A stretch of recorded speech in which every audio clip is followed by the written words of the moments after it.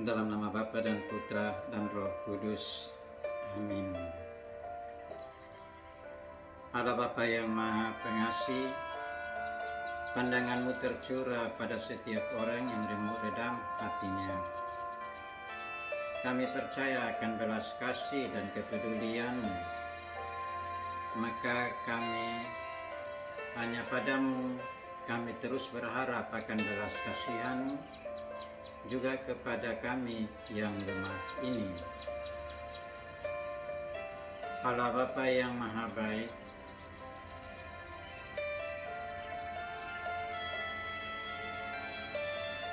Yesus yang kudus dari-Mu Engkau utus untuk menyelamatkan kami.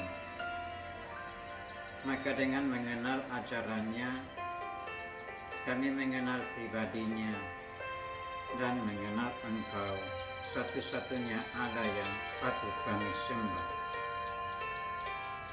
Buatlah kami dengan kebijaksanaan-Mu, agar kami meneladani perwira Kapernaum yang rendah hati dan penuh iman kepada-Mu. Semoga kami juga dapat berujar, Tuhan, aku tidak pantas menerima-Mu, bersabdalah saja, maka aku akan sembuh. Amin. Bapak, Ibu, saudara-saudari, sahabat terima meja sabda di mana saja kita berada, saya kembali menyapa kita salam kasih dalam Kristus Tuhan di hari Sabtu 27 Juni 2020. Mari kita bermenung bersama sembari kita mempersembahkan saudara-saudari kita yang sakit, yang menderita, yang sedang dirawat, dan teristimewa mereka yang terinfeksi virus corona, semoga mereka pulih lagi. Juga kita menyerahkan mereka semua yang telah berpulang ke hadapan Allah, teristimewa mereka yang terpapar pandemi COVID-19, semoga mereka diterima oleh Allah Bapa di surga. Kita juga bersyukur bersama mereka yang berulang tahun pada hari ini. Kami menyampaikan salam ulang tahun, salam bahagia, merayakan pesta kehidupan. Rahmat dan berkat Allah selalu menyertai kita, saudara-saudariku. Sebelum kita berefleksi bersama, berbagi remah sabda dari meja sabda hari ini, kita mendengarkan sabda Tuhan. Bacaan diambil dari Injil Matius. Pada suatu hari, Yesus masuk ke kota Kapernaum, maka datanglah seorang perwira mendapatkan dia dan mohon kepadanya, Tuhan, hambaku terbaring di rumah karena sakit lumpuh. Ia sangat menderita. Yesus berkata kepadanya, aku akan datang menyembuhkannya. Tetapi perwira itu berkata kepadanya, Tuhan, aku tidak layak menerima Tuhan di dalam rumahku. Katakan saja sepatah kata, maka hambaku itu akan sembuh. Sebab aku sendiri seorang bawahan dan di bawahku ada pula prajurit. Jika aku berkata kepada salah seorang prajurit, pergi, maka ia pergi.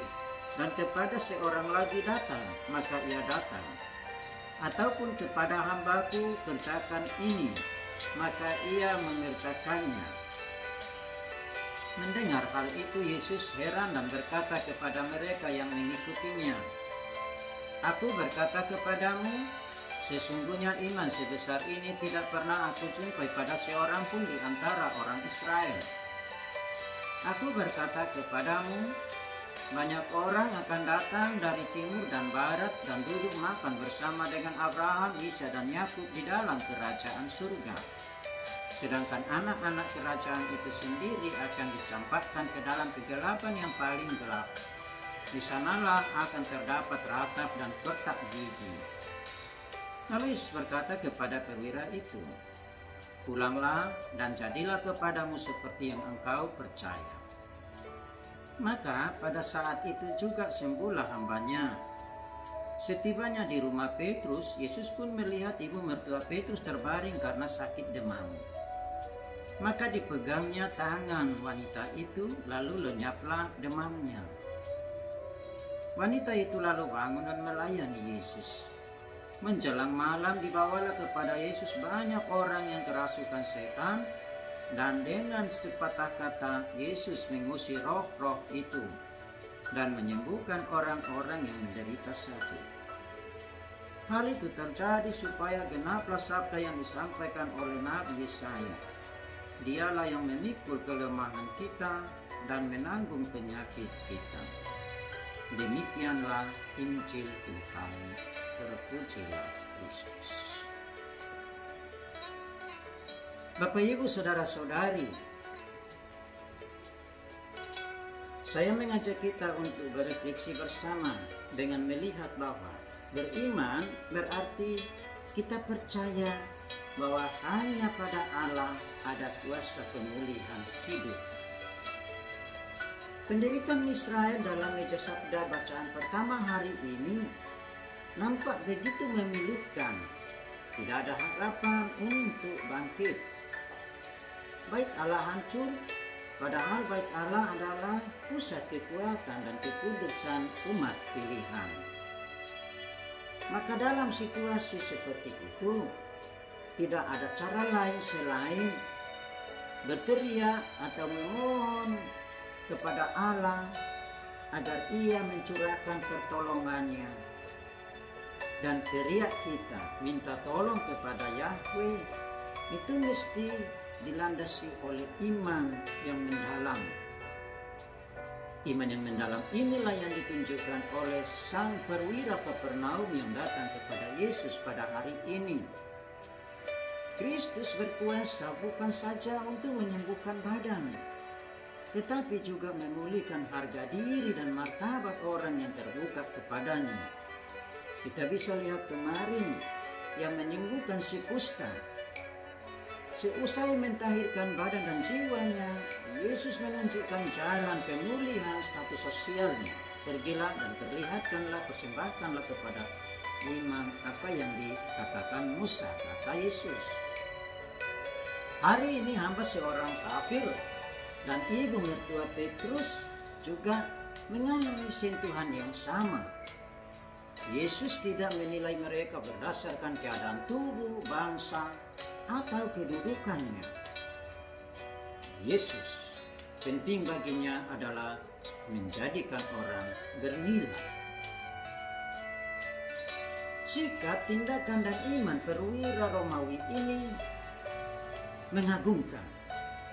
Ada 3 hal setidak-tidaknya. Pertama, ia peduli pada pembantunya yang sakit.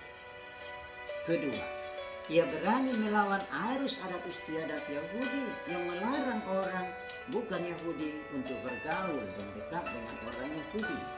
Maka tanda kutip seorang kafir.